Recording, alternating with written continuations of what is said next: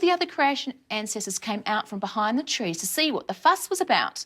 They looked into the sky and then they saw Brolga flying away with a coolerman. What is a coolerman? Can anyone remind me what it is? My name is Freya Lucas and I've been teaching at Tom Price Primary School for 4 years now. Give me the boomerang, said Frog. He put down his hunting spear and threw the boomerang with his right hand, but he missed. I am a Year 4 classroom teacher at the moment. Now can we refer... I also deal with a lot of the SAR students, the students at educational risk. What about you, Jewel? Tom Price is 1,600 kilometres from Perth. What do you use the boomerang for? Hit kangaroos. Oh, do you? So you go hunting just like they do and you throw it.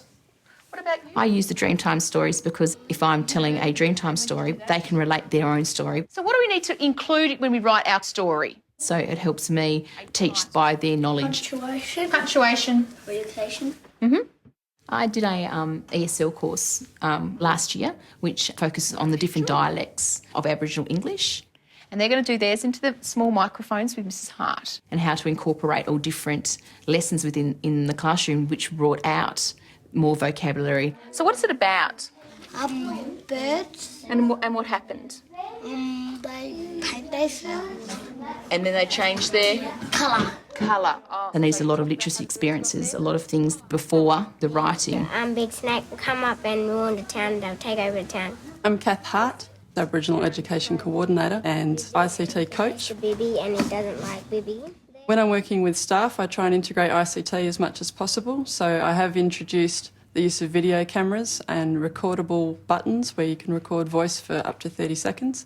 And we also have some USB microphones. I made a story about the Jangana and the Darigi. They have such great ideas and great stories which they can verbally tell. The Darigi hated the Jangana, so they had a race to the sun. And then as they are writing it down, they can just play it back and go to where they're up to in their story.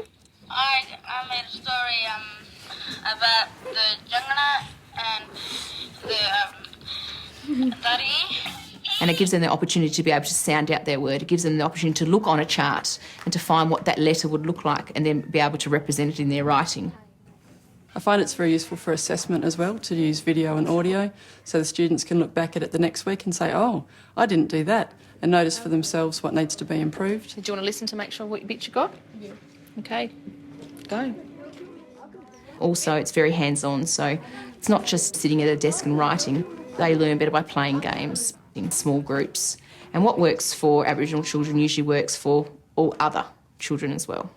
Can I have the people with the microphones to carefully put them on my desk? We're going to do that nice and quietly, aren't we? Yeah. Go. What strategies might you use to target the learning needs of individual Aboriginal or Torres Strait Islander students? What digital resources or tools do you use to support the participation of all students in classroom activities?